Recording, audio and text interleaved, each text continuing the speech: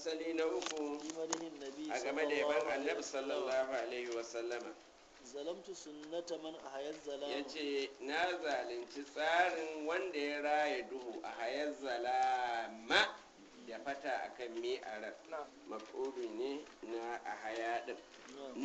Na bar tsarin wanda ya raya duhu, tsarin manzo sallallahu alaihi wasallama. إلى أن اشتكت قدماه الضر من ورمي Shi kuwa ba hanzari ga mutum a cikin a ce ya bar tsarin manzon Allah sallallahu alaihi wasallama, tunda Allah ya faɗa mana cewa duk tsari na manzo daidai ne, shirya ne.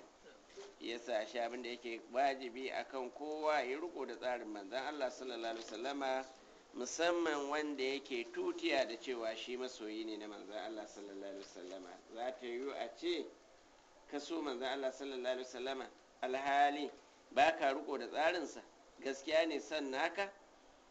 Ila anisha karkara mahu ya raya duhu har izuwa kafafunsa da gadigansa suka koka da rurra damuwa ko cutuwa min warami daga kumburi. Ana cewa warima ya rimu waraman. وشد أحشاءه من Ya سبب ɗaure hanjinsa min sagabin saboda tsananin yunwa. وضوى تحت الحجارة Ya naɗe kashan kwiɓi muturafal adami, abin ni'imtawa fata ta taljarta ƙarƙashin dutse. Kwiɓinsa wanda yake fatar wato mai laushi ce, ya sa dutse a kai ya ɗaure don tsananin yunwa. وراودته الجبال الشم من ذهب Alhali gashi duwatsu maɗaukaka sun neme shi su mai da kansu zinare, عن نفسه sun nema haka daga gare shi. In ya yadda duwatsun nan za su mai da kansu zinare, in ya so ya ɗiba ya amfani da shi yadda yake so. فأراها أيما Amma شيء manzo Allah ya nuna mata matukar ɗaga kai, ya nuna mata matukar ɗaga kai cewa shi ba ta zinarin yake ba. Shi kana law sha'a an takuna lakanat zahaban ma'ajibali halba da hawo. Manzo Allah yana da matsayin da a ce ya so da Makka da duwar watsanta sun koma zinari gare shi. وأكد ضرورته وجوده فيها A larurarsa ta ƙarfafa tsantsaninsa a cikinta, cewa gashi yana cikin yunwa, amma yana jin yunwa, amma bai yadda duwatsun nan na Makka su koma zinari gare shi ba. Haka ya tabbatar da cewa lalle shi mai tsantsani ne. Akwai mai cewa shi yana tsantsani don bai samu ba, idan da zai samu da ya fi kowa sake jiki. To amma dan bai samu bane yake cewa shi mai tsantsani ne. Amma shi manzo sallallahu alaihi wasallama ai gashi ya samu din, amma kuma tare da haka yace baya so. إن الضرورة Hakika larura لا تعدو على الحساب ba ta shishigi ga waɗanda suke tabbatattu masu ƙarfi a cikin himma. وكيف تدعو إلى الدنيا ضرورة Kaka larurar mallaula wanda in ba domin sa ba, da duniya ba a fito da ita ba daga halin babu, a ce wannan larurarsa ta jashi zuwa karkata ga duniya. Ina akwai wanda larura dai take sa su karkata ga duniya, amma manzo ya wuce na. محمد Tunda shi gaba ɗaya duniya kanta dan wa aka yi ta, ba domin su aka yi ba. Muhammadu shine manzo sallallahu alaihi wasallama, سيد الكونين wanda yake shine shugaban kasantattu biyu, duniya da lahira, da nauyaya guda biyu, mutane da aljanu. Muhammadun mutaf'ilun sayyidul fa'ilun kaunain wa mustaf'ilun saka laini wato saka lai fa'ilun. Dole kafin a bashi da fata saboda fa'ilun ake nema. Nu'arar tana daga misra'i na biyu. Niwal fari mutaf'ilun qaini min fa'ilun urbin wa min mustaf'ilun ajali fa'ilun. Shi ne mamu shugaban kasantattu biyu da jama'a manawaya biyu, mutane da aljanu. Wal fari qaini da jama'u biyu من قرب su ne larabawa da kuma wanda suke baibayi ba larabawa ba.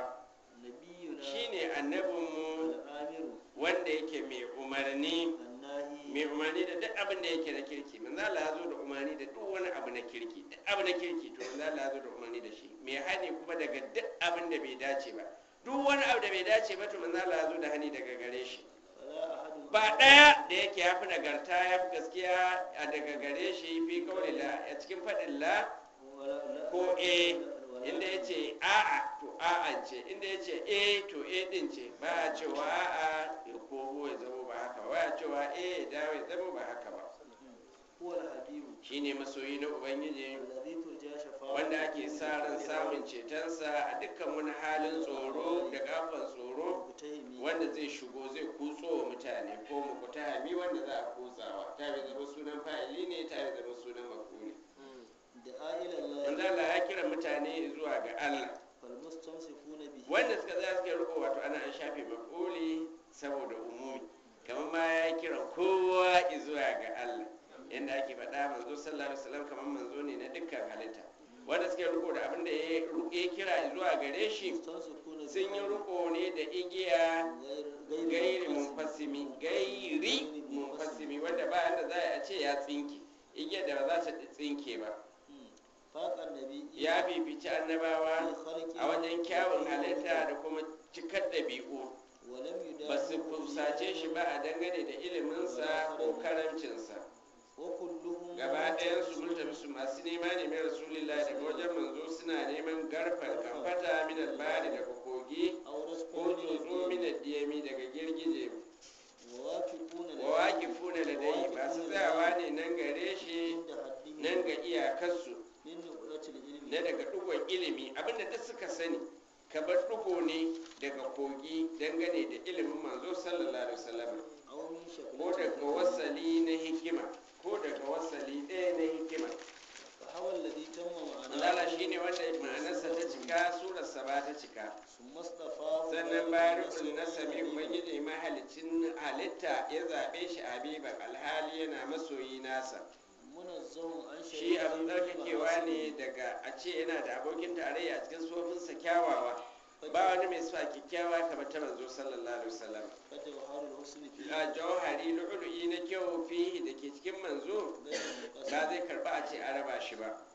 Ka kyale duk abin da nasara suke da'awa a cikin annabinsu annabi Isa na cewa shi dan Allah ne, ko cewa na uku iyayen giji uku ne.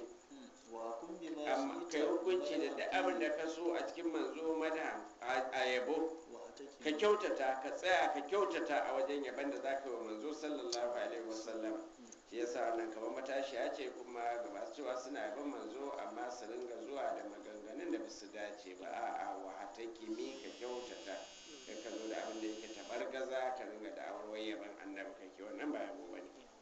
Ka dangana abin da ka so na daga ɗaukaka zuwa zatin manzo sallallahu alaihi wasallam, ka danganta abin da ka so na daga girma zuwa matsayinsa, domin fifikon manzo sallallahu alaihi wasallama ba shi da iyaka, ballantana a ce mai furci da baki ya iya bayyana shi. Da a ce ayoyinsa mu'ujizozin da aka bashi sun daidaici matsayinsa a girma, to da ya kai matsayin da za a ce in an kira sunansa a gaban gawa, gawar sai a ga ta tashi ta koma da ranta. Da sunansa ya raya darisa rimami da diddigaggun kasusuwa hina yur'a lokacin da aka kira sunan nasa. Bai jarrabe mu ba da abin da yake ya fi ƙarfin hankali, da abin da hankula ke gajiyawa da shi don kwaɗayi a kanmu. Wannan ne yasa ba mu faɗa cikin kokonto ba, ba mu ɗi mota ba. Zan tashi ayar wara. Alhamdulillah.